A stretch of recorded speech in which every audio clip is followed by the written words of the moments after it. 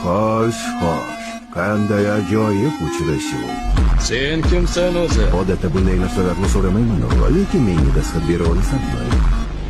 Chunki seni anchadan beri izlayapman.